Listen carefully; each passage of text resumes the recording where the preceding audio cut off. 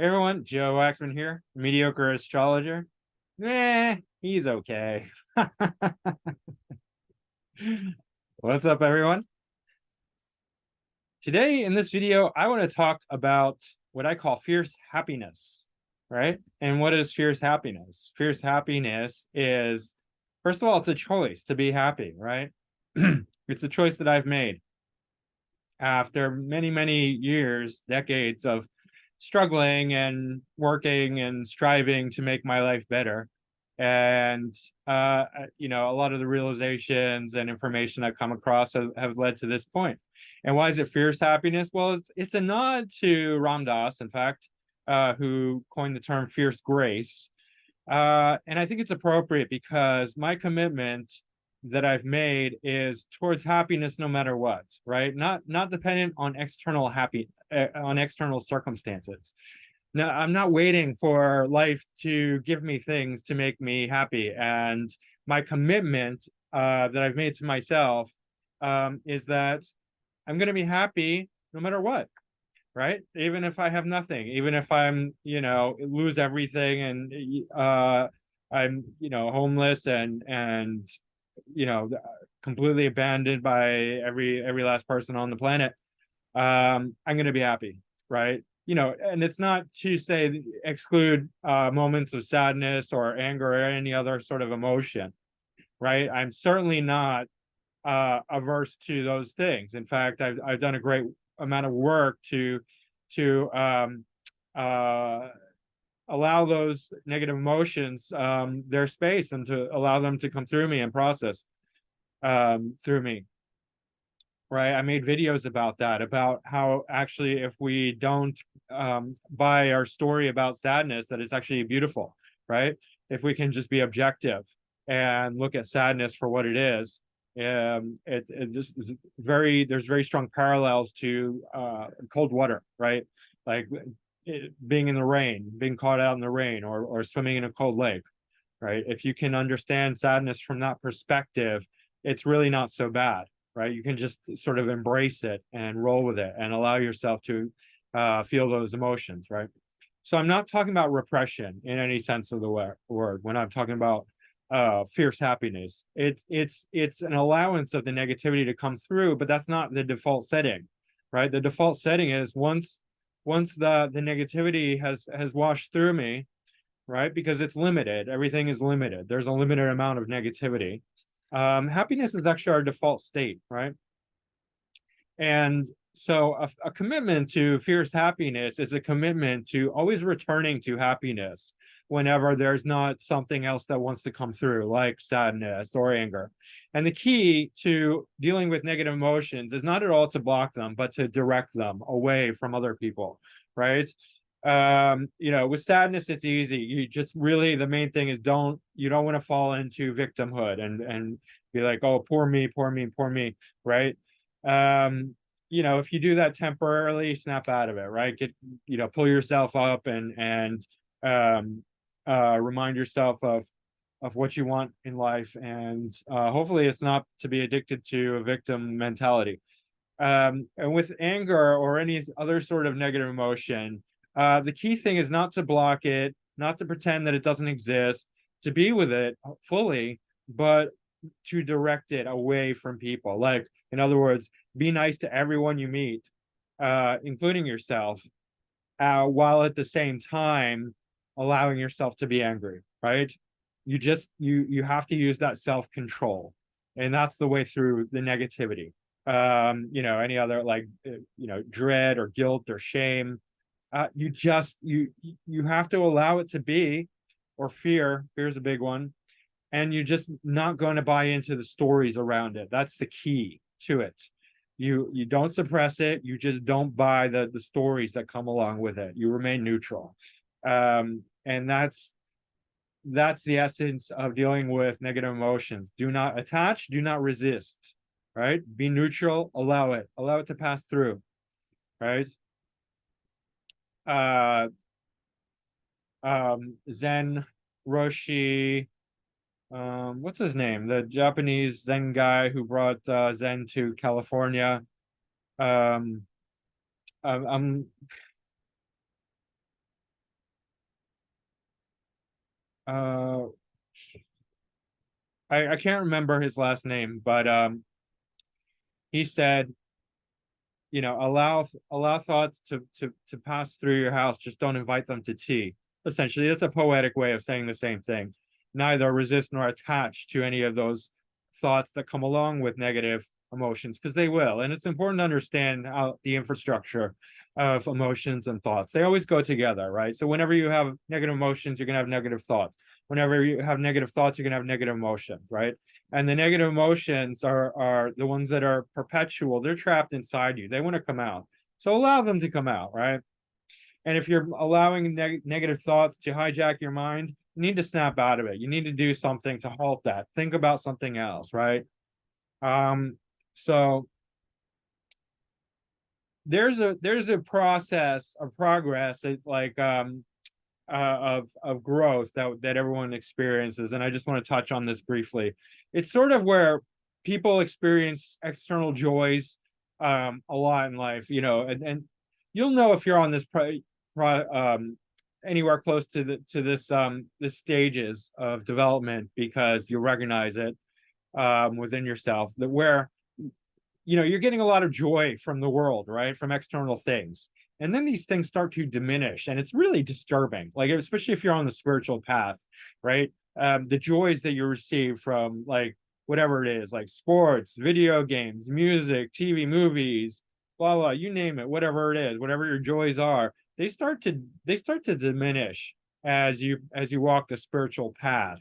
And what happens is that they can dry up, and it can be very disturbing for a while, because if you don't understand the nature of where this is all going, and you're just like, "Ah, everything I like is sort of like, you know, dying on me. It's like I can't find any, where's the juice, where's the joy in life?" I'm like, you know, I used to love, you know, whatever, like going to the sports and playing basketball or whatever, playing video games, hanging out with my girlfriend, or like going to the movies, or whatever it is, exercising, and I just can't find any joy in that anymore. And it's like, oh my God, how am I going to be happy now? It's Everything's drying up. I went through this phase. It's deeply disturbing. It's hard. It's very challenging, right? Because the external world is our, you know, we're dependent upon the external world for our happiness, for our satisfaction, for our joy. We love these things external to us, you know, like I'm addicted to it. It makes me so happy whenever I do it, you know, like, and then they dry up, and you're like, well, fuck, you know, like, what's the point? How am I going to be happy? Life sucks, right? Life is miserable. I have all these issues. I got, you know, like a rough past, everything, but everything that I was enjoying is now like gone, and it's just like, I'm miserable. All I got is myself and my miseries, right? So that sucks. So now I'm pretty goddamn, you know, suicidal. And this, at this point, when the external joys really dry up, it's what they call dark night of the soul, right? We go deep into ourselves, and we find no real juice in life, no real joy or happiness, or way to pick ourselves up. And it's at this point where we can be really suicidal, right? And I was suicidal, and there can be phases, there can be, you know, many different dark nights. It's not like one, but like generally speaking, we can talk about it in this way. You know, you can go in and out of the dark night for years, right? Depression, spiritual depression is another name for it. Or it could just be one big thing. It's going to be a little bit different for everyone, right? But it's a gradual thing where you're just like, everything external that you enjoyed, that made you happy, dries up, and now you're left to face your true negativity that you were running away from, that you didn't understand, perhaps even, that you could deal with, or that there was a way to end this. I've heard people talk about their pains and struggles and say, this is never going to end, right? I'm always going to be sad about this, right? Whether it's the death of a loved one or something else or that happened, you know, a trauma or injury, or, you know, misfortune, right?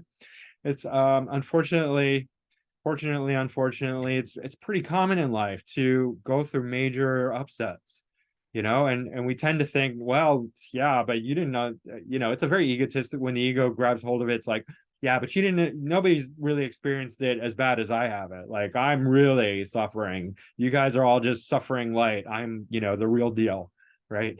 That's kind of like when people are really addicted to their suffering, they're like, you don't get it. You don't get it. You're privileged. You had a good life. My life sucks. I'm miserable. I have a real reason to be miserable, right? You don't get it. You're never going to get it. So just don't even try and compare. Like, my miseries are way more than yours. That's an addiction to misery, right? That's somebody who really, really loves, they feel they need their misery. They're attached to their misery, right? And good luck yanking that misery from them, right? Trying to make them, understand that, you know, because the thing is that you can't, there's always going to be somebody who has it worse, right? There's always going to be somebody who you think has it better, but it's really not that way. And it's like, if you're waiting for external circumstances to make you happy, boy, you're going to die unhappy. You really are. There, if you haven't found internal happiness, and then you get rich and famous, your happiness is going to be very short-lived. Let me tell you, you're going to be miserable very quickly. I can guarantee that. But some people need to find out that the hard way. Right. So we go through this dark night, and the purpose of the dark night is that you are being brought into yourself. Right now, you have to face your darkness, your wounds, your trauma. There's really no avoidance of it. When I went through my various dark night phases in the past, it was miserable, right? I was so horrible to be around, right? And I would, and like I said, you don't want to take it out on other people, but at the same time, it's really hard not to. So best thing when you're in a really dark night position is, like, don't be around people who you're going to take it out on, right? Just avoid them. Draw the barriers, draw the clear personal barriers between you and the people. And if you can have somebody who can, you can gain some joy, some love, some validation from, fine, good luck. Yeah, I mean, you're lucky. That's a lucky thing to have somebody like that, and cherish those people. But yeah, spend a lot of time alone if you're in your dark night, because you're burning through, it's a fire, you're burning through your negativity, and it's part of your soul's path. It's necessary, right? So yeah, don't avoid the dark night. Don't avoid the negativity. Just use your will to direct it away from people, because then otherwise you're just going to perpetuate it, right? They're going to, you hurt other people, they're going to hurt you back, and you can stay there for forever. And it can get worse, right? Like, poor me, I had a horrible life, I'm going to go rob a liquor store, right? Or I'm going to, maybe you're even craftier than that. You're like, oh, I'm going to, be a businessman, but like a really shady businessman, and make lots of money hurting people. That's, a more higher, sophisticated criminal, right? So there's many different ways to be a criminal or a gangster, right? Or if you're a politician, you can be a very, very slimy, sinister politician and make all sorts of, vote for the bad thing because the corporations are paying you millions of dollars, right? How do all these politicians gain millions of dollars? They do. That's a real thing. Like, we all know that, right? I mean, don't fool yourself. They're getting millions of dollars from corporations because they're voting for the corporations. They're voting on behalf of the corporations and against the people. The people don't give them much money, right? They do lip service to the people because they want the vote, but they're doing the real bidding for the corporations because they got the money, right? So there's many ways to be a crook and a criminal, right? But if you want to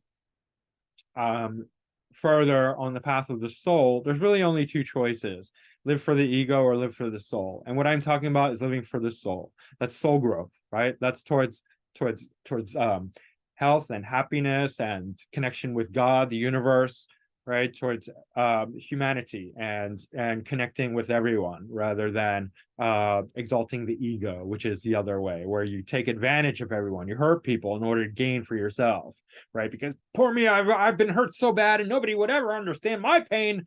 I'm screw you guys. You could never know how hurt I was. Like, I was hurt way worse than you. Like, so there, I'm gonna get mine and screw everyone else. Like, that's really ugly and delusional and ignorant and arrogant, and a path to hell, basically. That if you want to live a really horrible nightmare, that's the way to do it, because you're just going to dig deeper and deeper and deeper into hurting people in order to validate your own victimhood, right? Hurt people, right? We've all heard that one before, right? So anyway, The point of this is that choose the soul path, which is that growth, right? Dealing with being responsible, taking responsibility for your lot in life, right? What we've all been giving, the pains and the challenges. And I know it's not easy. It's, I've certainly had my own challenges, right? My trauma that stemmed from I mean, there's family trauma. I could go back further, but it's not really a point. Just the point is like,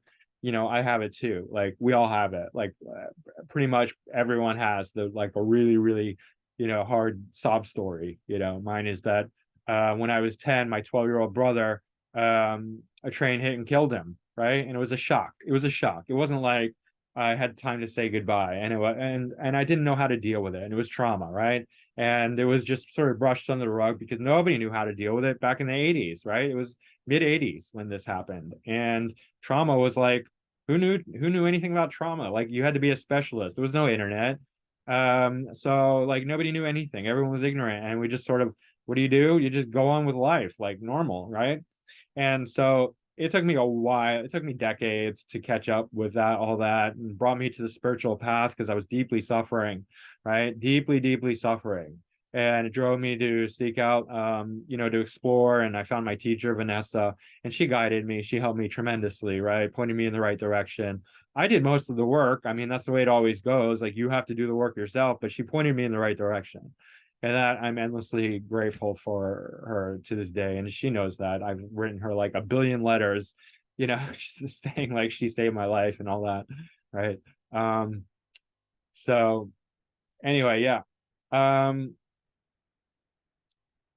So I'm just reading my notes. Sorry. Let me pause it for a second. So recently, I made a very solid commitment within myself to commit to this idea of fierce happiness, right? And it's been a life changer. And I can't say like, oh, I wasn't ready for it, but I was ready for it, right?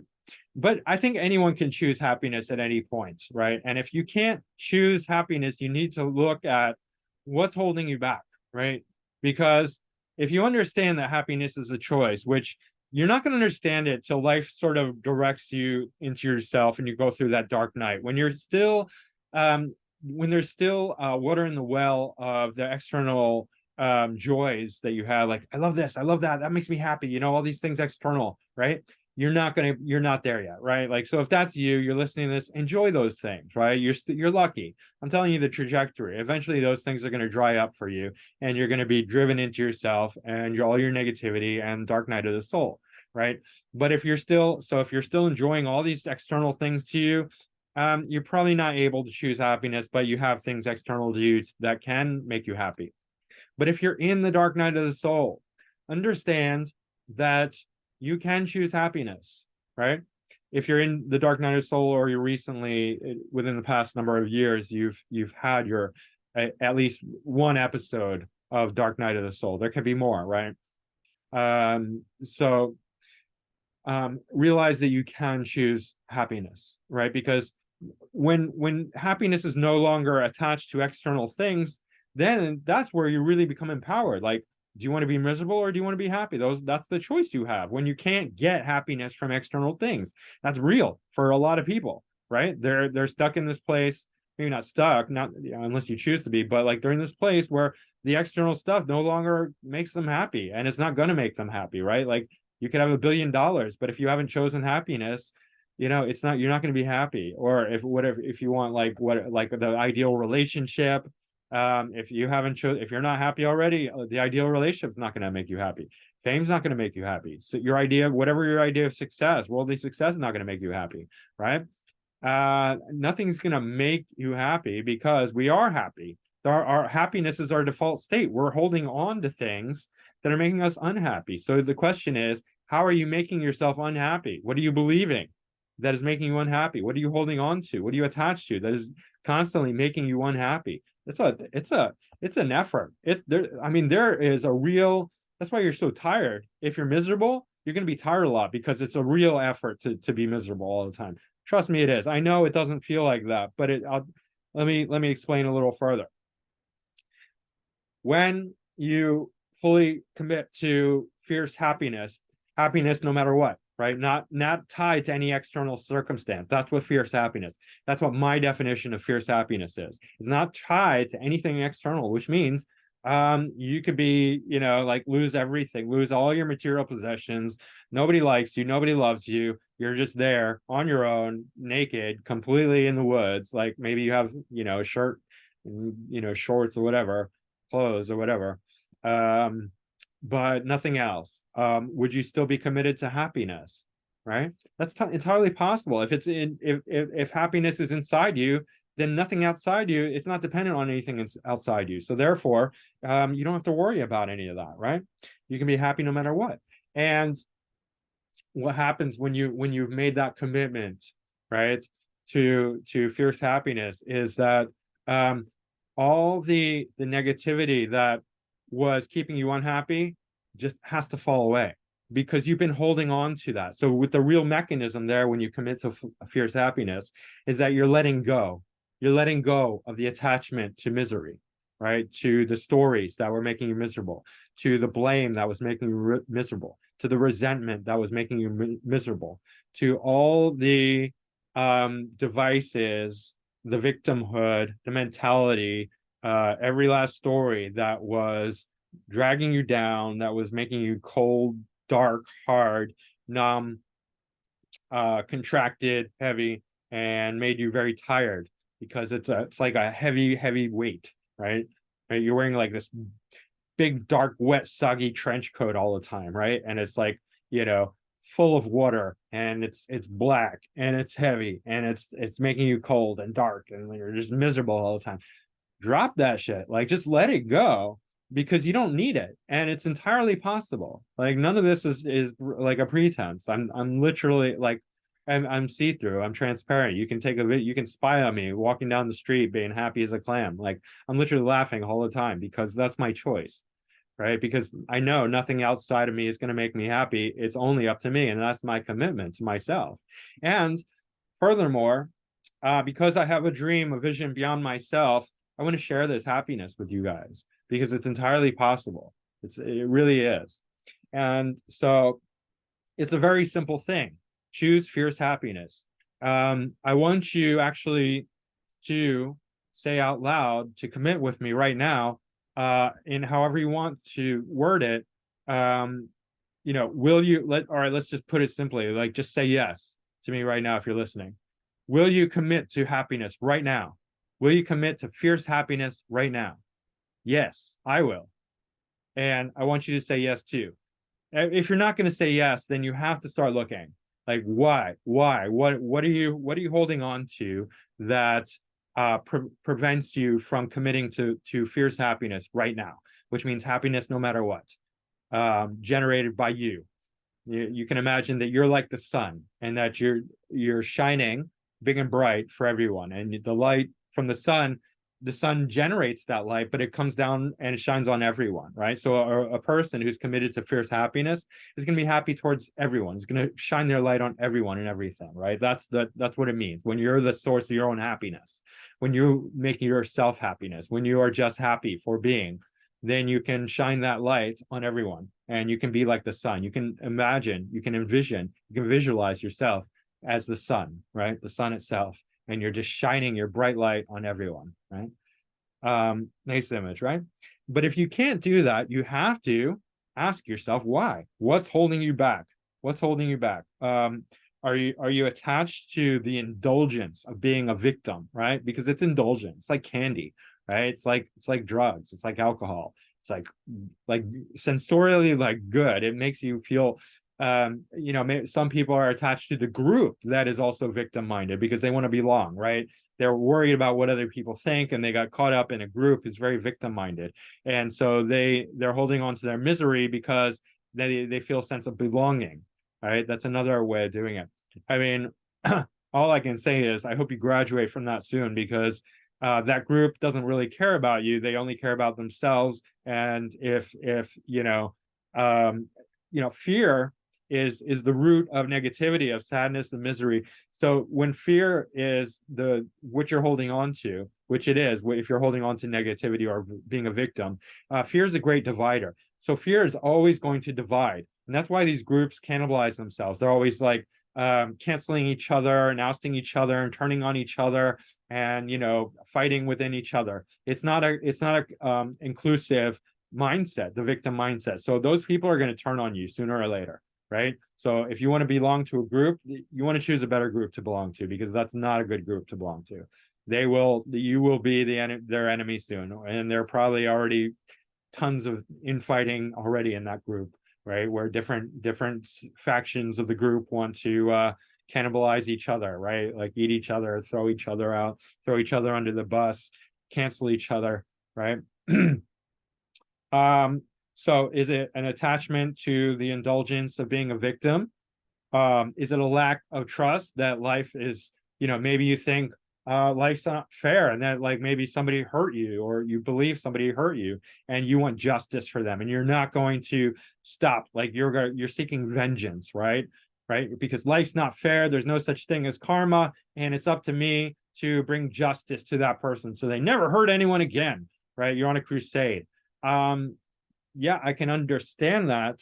I don't think it's valid, right? I think life is ultimately extremely fair and balanced and harmonious. It might not seem that way on your, you know, perspective or your time frame, right? Like we don't like to see people receive a certain amount of justice, which is really, I guess, would be like harm, right? Or like go to jail or something, or receive the death penalty, right? But I mean, everyone has their own karma, right? And who are we to question the way life ultimately works? And I'm 100%.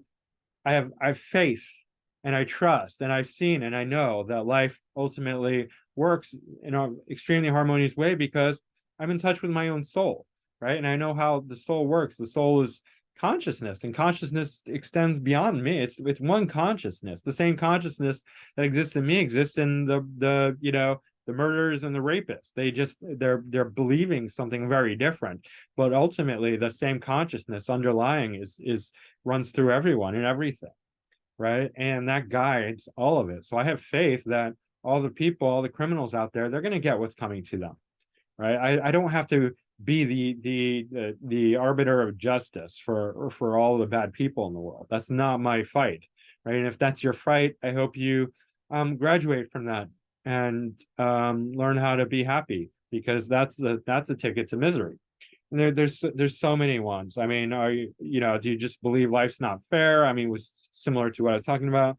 Um, are you waiting for external validation rather than internal validation, which is similar, right? You think, no, I can't be happy until the world says I love you, right? And they give you $1 billion or something like that, right? If you're waiting for that, like I said before, that's not going to make you happy. It might for a little while, but you'll get used to it, and then you'll be miserable again, because misery is inside. It's not external. It really is, right? So, this is the secret, right? This is the real secret to happiness. This is the real secret. Happiness is the secret to happiness. This is the real secret to success in life, to winning at life, being dedicated, committed to happiness. So, I encourage you all to commit, to say yes to happiness, right? And if you can't do that, then I challenge you to really investigate. Now that's your challenge, to investigate the reasons why, right? If you don't want to, you're probably not going to be listening to me, first of all. But if you don't want to, or you're just like, no, I already know, blah, blah, blah, I really challenge you to write it down and to get really, really clear about the reasons that you cannot choose happiness, right? Just the more clear you become, the quicker you're going to resolve it, right? The way to solve any problem is to become really, really clear about the problem. Then the answer will reveal itself. So just become very, very clear, and then so write it down. That because when we can write things down, they become much more firm and realized than when they're just in our head. When they're in our head, they can float around, seem much bigger than they appear. If you're really committed to your own well-being and happiness, you have to write it down. What's the reason that you can't be happy? And be really, really specific, right? Get down to the nitty-gritty. And then see if you can reframe that from a different perspective. See how that same thing the event has helped you rather than hurt you, right? Because we know how it hurt us, we know the challenges, but what have you learned from it? What have you gained from it? And what can you further gain from it if you're just willing to keep learning from it?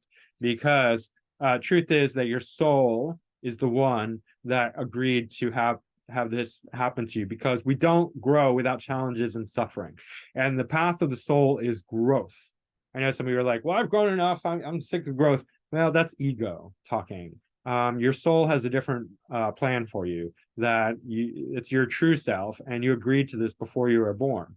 And maybe some of you don't believe in that. Well, you're going to have to resolve it for yourself then, because I mean, that's really what I mean. And if you don't believe it, I suggest you become really clear about what you do believe. And also ask yourself, where did you get these beliefs? Is somebody because somebody told you them? Like, why are you believing things that are external to you? Like, if you didn't come up with this and somebody just told you that this is what the way it is, like, you're giving up your authority to them, right? Why would you do that? This is a little blurry, and just focus. Why would you give up your authority to an external source, right? Because external sources are I mean, it's way less likely to be real when it's coming from outside of you, because it's not your interpretation. You're just believing what somebody else said. And therefore it's not going to be a true expression of your experience. It's just gonna, it's sort of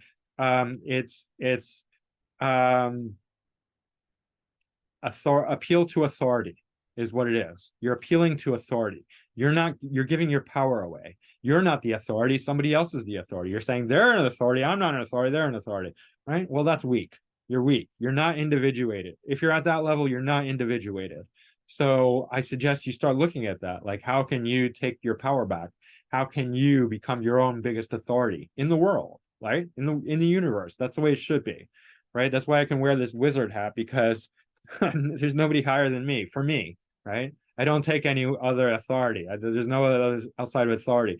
Life, the whole universe, but not anything specific, not in any religion, not in any book, not in any individual person or individual teaching. All of life is, but it's no separation. It's like, yes, I bow down before all of life, which I call God, right? Not a limited sense of God, but everything.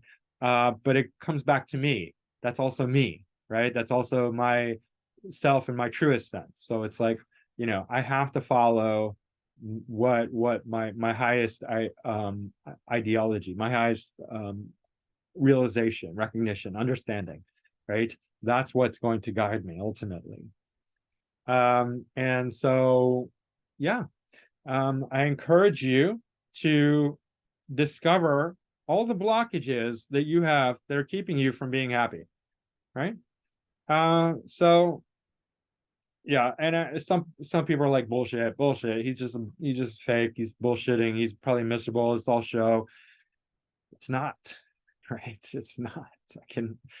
I mean, you can go back and look at my old videos, and I was a lot more miserable back then. And I can't hide it. I can't. It's my heart is just, I'm not a faker. I'm not an actor. I never have been. I didn't suddenly gain this skill where I'm like a great actor, great bullshitter. My whole history, like you can see, like going back, not whole history, but like in videos, I wasn't always happy. In fact, I was pretty damn miserable through a lot of my my videos.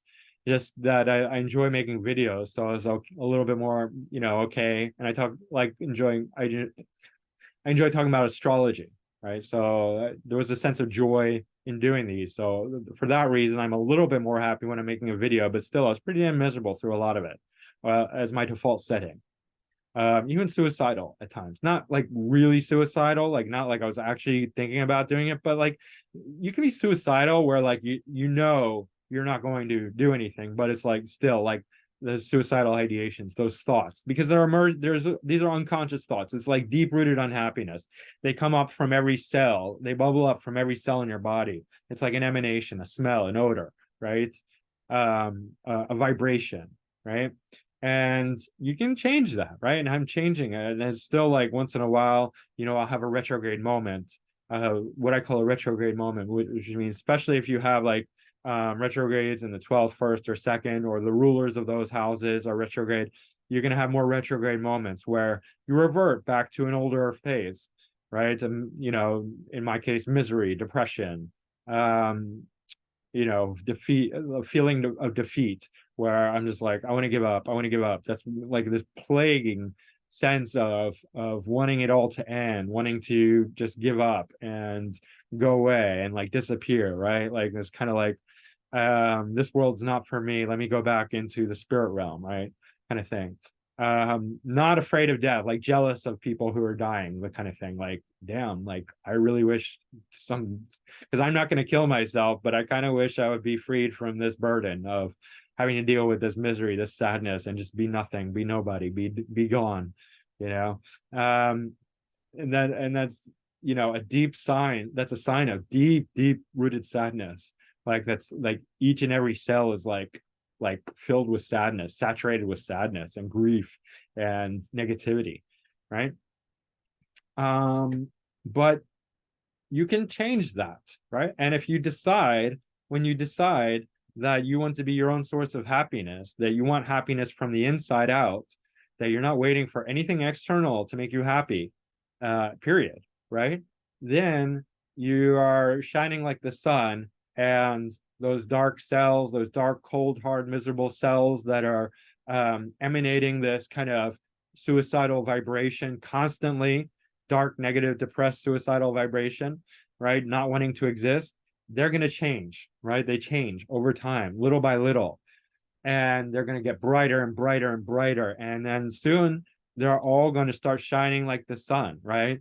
It takes time. I think they say like, this is all validated by neuroscience, by the way. Neuroscientists will validate all of this, right? Because I've been listening to a lot of that. And that's what kind of inspired me to finally choose happiness. Because I didn't, you know, I'm quite resistant. I'm quite, you know, I have those retrogrades, and I'm, you know, I have Saturn in the 9th, 10th, you know, kind of 10th whole sign, 9th quadrant. But so I'm very skeptical about a lot of things, including astrology, and certain practices and beliefs.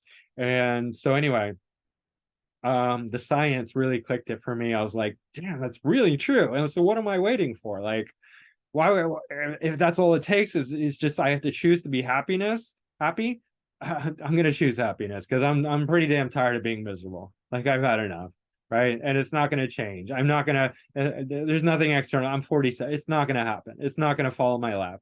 I'm not gonna just like be miserable and then, you know, be, you know, like deserving of happiness. Like if I don't decide I'm deserving of happiness, God is not gonna like be like, okay, now you're here, we're gonna give you all this stuff externally that's gonna make you happy. It doesn't work that way, right? And if it does, it's only to show you that you're still miserable inside when you haven't chosen happiness, right? The people who are rich and successful and famous, and have like the husband, wife, you know, big house, all of it, right? Who are happy have chosen happiness already, right? They have. And the ones who haven't, well, they're miserable because now they're trapped, right? Because now they're spoiled by materialism, and they're not going to choose happiness, most likely, right? So choose happiness while you're poor. That's a much better way to go. It really is, because then when you win externally, you've already won internally, right? So choose fierce happiness. That's happiness no matter what. It really is the best way to go. Like I can't tell you, you're gonna win. I see. Here's the thing. Like I'm putting my money where my mouth is. I'm making this video right now, and obviously I haven't had big success in life yet. Although relatively, like my channel blew up a little bit, right? It's minor success for me, and I'm happy about that. I love it. But I want you all to witness how this choosing happiness is going to propel my life forward. It's I fully believe that it's vibrational alignment, and my life from here on out is just going to grow and expand and rise in amazing ways, right? And so I'm not holding anything back, and I want to document all this so that everyone can see this is what it takes, because I want to help people, and I want other people to be happy, and that's part of my new mission in life. Is like to spread happiness and joy and laughter.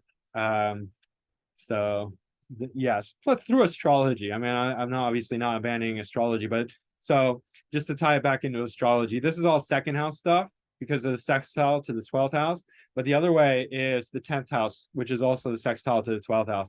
So if you want an additional shortcut to really throwing off the layers, the negative layers of your subconscious mind, the 12th house, use the 10th house. That means put yourself out there, right? Like I'm doing, like with these videos, but you might do it in a different way, right? Like maybe you're an artist or a musician, right?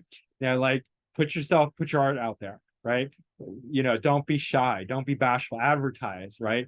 Get network, get yourself out there, really push, be seen, be heard. If it's not you and your name, then maybe you're part of a group or network or a band or a community, right? Put that out there. Put if you're writing stuff, like put your book out there, get it out there as much as possible. And it's not easy. I'm not saying it's like, oh, you can just put it out there and be famous, right? No, I'm not famous. But I'm consistent. I'm consistently trying to put out videos, right? And so whatever your thing is, make it public as possible, and take risks. Be afraid. Put your face out there, put your name out there, put your group out there, put your work out there, put your art out there, put your music out there, put your products out there, right? Get it out. Be bold, be daring, take risks, right? And that's going to have tremendous growth opportunity for you, because the more you get out there, the more people are going to watch. They're going to look at you. They're going to see your name, your products, your music, your art, your writing, your books, your poetry, your whatever it is, your art, your science, your group, your network, your thing. And that consciousness, those eyes on you, those ears on you, that is going to also greatly ease the burden of the negativity that you're holding on to. It's a way to affect your own subconscious mind and let go of all that negativity. It really is effective because consciousness, right? So like here's a little analogy for you to think about. What's the benefit of meditation? Well, meditation is that your consciousness is turned on yourself, right? You're being with yourself. You're being with yourself in the present moment, right? There's many different kinds of meditation, but the key is that your awareness, your consciousness is focused on yourself as a whole, or maybe sometimes parts of yourself if you're doing like some sort of particular meditation, right? So you could say two eyes, because like a symbology of consciousness is eyes. So like two eyes are on you when you're meditating. But if you put yourself out there in the 10th house, how many eyes are on you? And so you can count eyes as a way to measure how powerful the influence is on your subconscious. If two eyes is helpful, sitting in meditation, right? It's a very concentrated focus because you are paying attention to you. That's great, right? But imagine if 100 people are paying attention to you. So that's 100 people times two eyes. That's, obviously 200 eyes, right? It doesn't matter. I mean, this is like having fun with it, right?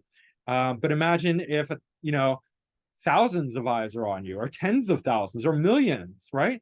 You're taking leaps and bounds in your own growth, in your own development. And that's why famous people have like this kind of ultra, like, abundant confidence, right? They don't have the same confidence issues that like us plebs have, like us nobodies have, right? Because millions of eyes are on them. But you can take steps towards that, right?